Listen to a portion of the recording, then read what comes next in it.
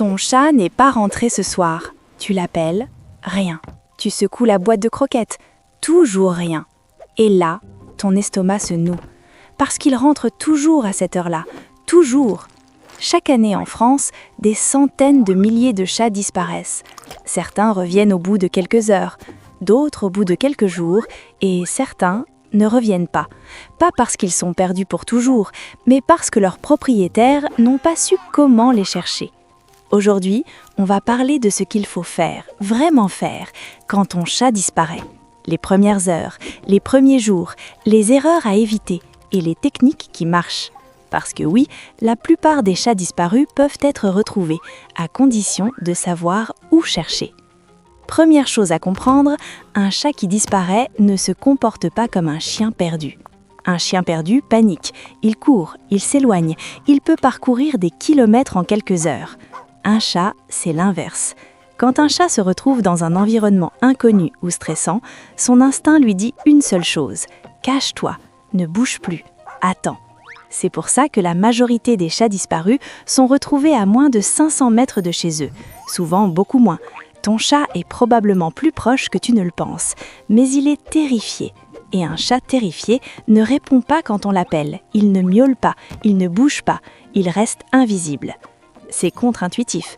On imagine notre chat errant dans les rues, cherchant son chemin, alors qu'en réalité, il est peut-être sous le porche du voisin, dans un garage, coincé dans une cave, à 20 mètres de ta porte. Alors, par où commencer ? Les premières 24 heures sont cruciales. Pas parce que ton chat est en danger immédiat, un chat en bonne santé peut survivre plusieurs jours dehors, mais parce que plus tu agis vite, plus tu as de chances de le retrouver avant qu'il se déplace ou qu'il lui arrive quelque chose. Étape numéro 1, fouille ta maison, vraiment. Ça paraît évident, mais tu serais surpris du nombre de chats disparus qui étaient en fait coincés dans un placard, derrière la machine à laver, ou dans un tiroir qu'on a fermé sans faire attention.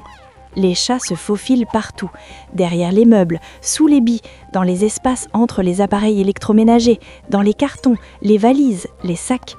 Fouille chaque pièce, méthodiquement, avec une lampe torche. Regarde dans les endroits où tu te dis « non, impossible qu'il soit là ». C'est exactement là qu'il est. Et pendant que tu cherches, fais le silence. Un chat stressé ne miaule pas, mais il respire, il peut faire un tout petit bruit. Écoute. Si ta maison est vraiment vide, passe à l'extérieur immédiat. Ton jardin, les jardins des voisins, les haies, les abris de jardin, les dessous de terrasse, les voitures garées dans la rue. Vérifie sous les capots et sous les châssis. Les chats adorent se réfugier. Et là, technique importante, ne cherche pas en plein jour au début. Pourquoi ?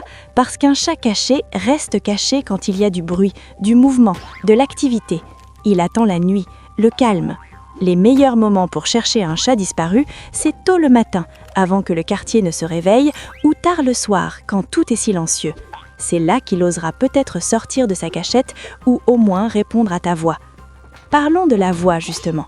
Quand tu appelles ton chat dehors, ne crie pas. Un chat effrayé ne réagit pas aux cris. Ça l'effraie encore plus. Parle doucement. Utilise le ton que tu as l'habitude de prendre avec lui, son nom, les petits mots que tu lui dis, les bruits qui lui sont familiers. Si tu as l'habitude de secouer sa boîte de friandises ou de faire un certain son pour l'appeler à manger, utilise-le. Et surtout, fais des pauses. Tu appelles, tu attends, en silence. 30 secondes, 1 minute. Tu écoutes, puis tu appelles à nouveau. Un chat caché a besoin de temps pour oser sortir. Si tu passes en appelant sans t'arrêter, il t'entend passer et il ne bouge pas. Pendant ces recherches actives, lance en parallèle les démarches administratives. Ton chat est pucé ? Parfait.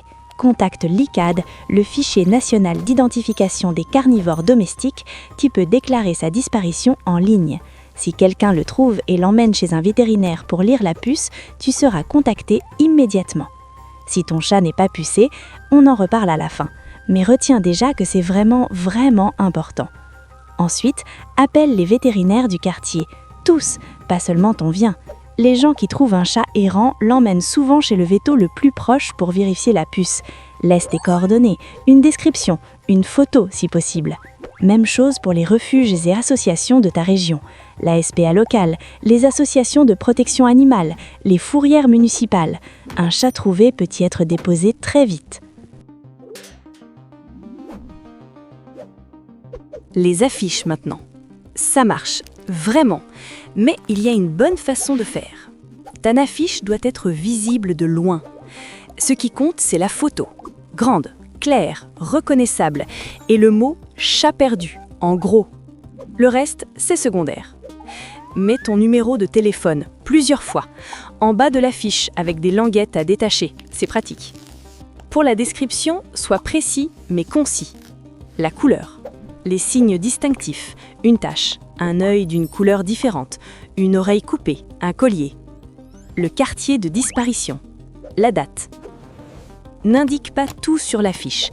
Garde 1 ou 2 détails pour toi. Pourquoi ?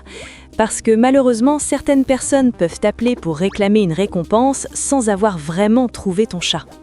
Si quelqu'un t'appelle, tu pourras vérifier en demandant un détail qui n'était pas sur l'affiche. Colle tes affiches partout.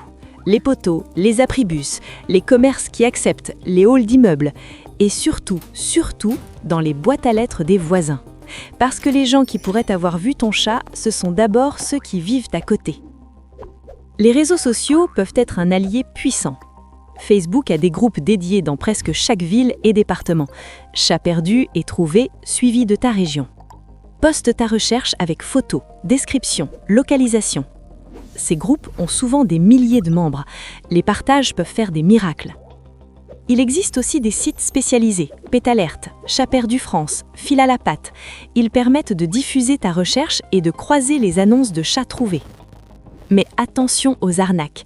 Si quelqu'un te contacte en disant avoir trouvé ton chat et te demande de l'argent avant de te le rendre, méfiance.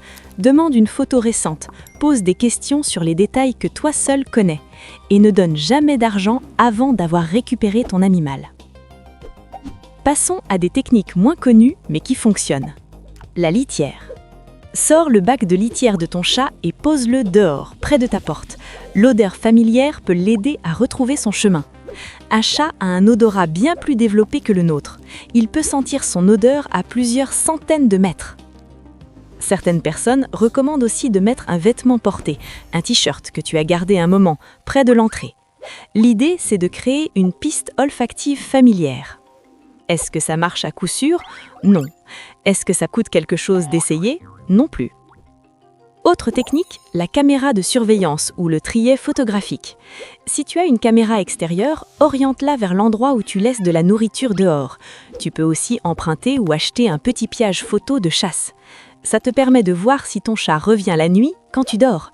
Parce que oui, certains chats disparus reviennent, la nuit, furtivement. Ils mangent et repartent se cacher avant le lever du jour. Tu pourrais le rater complètement si tu ne sais pas qu'il passe. Les jours passent. Tu as fait les affiches, les posts, les appels. Tu as cherché matin et soir et toujours rien. Ne perds pas espoir trop vite. Il y a des histoires de chats retrouvés après des semaines, des mois, parfois des années. Un chat peut survivre longtemps dehors. Il peut être recueilli par quelqu'un qui ne sait pas qu'il est recherché. Il peut être coincé quelque part et finir par être découvert. Continue à vérifier les annonces de chats trouvés. Les refuges peuvent recevoir ton chat des jours après sa disparition. Quelqu'un peut le nourrir sans se douter qu'il a un propriétaire qui le cherche. Élargis tes recherches. Au début, tu cherches dans un rayon serré. Après quelques jours, élargis. Un chat effrayé peut finir par se déplacer, surtout s'il est chassé d'une cachette ou s'il suit une source de nourriture. Et parle aux gens. Les facteurs, les livreurs, les joggeurs du quartier, les personnes âgées qui passent du temps à leur fenêtre. Ce sont des yeux supplémentaires, des gens qui voient des choses que tu ne vois pas. Maintenant, parlons de prévention, parce que le meilleur moment pour préparer une disparition, c'est avant qu'elle arrive. L'identification d'abord. En France, c'est obligatoire, puce électronique ou tatouage. Et pourtant, beaucoup de chats ne sont pas identifiés, ou leur identification n'est pas à jour. Si tu déménages, si tu changes de numéro de téléphone, mets à jour les informations liées à la puce de ton chat. Ça prend 5 minutes sur le site de l'ICAD. Et ça peut faire la différence entre retrouver ton chat et ne jamais savoir ce qu'il est devenu. Le collier avec médaille ensuite, ce n'est pas obligatoire. Et oui, un chat peut perdre son collier. Mais un collier avec ton numéro de téléphone permet à quelqu'un qui trouve ton chat de t'appeler directement, sans passer par un vétérinaire.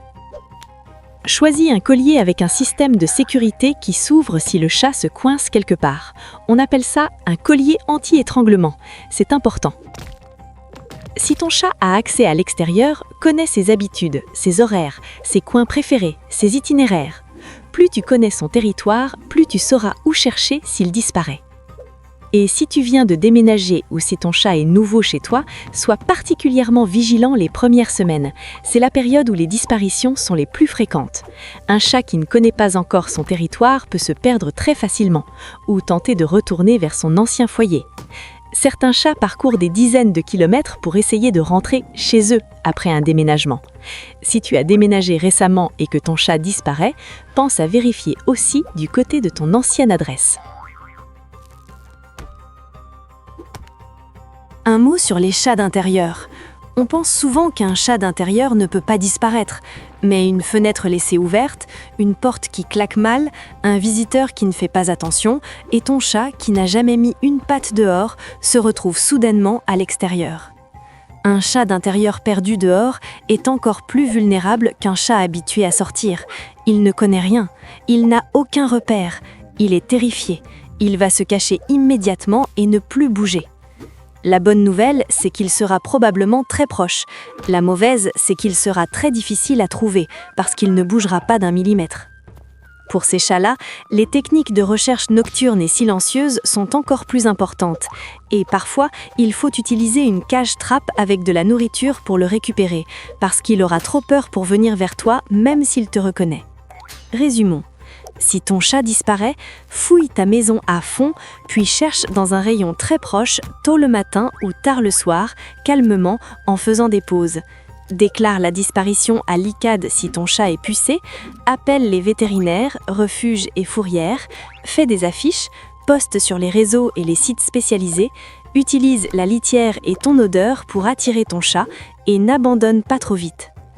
La plupart des chats disparus peuvent être retrouvés, mais ça demande de l'action rapide, de la méthode et parfois de la patience.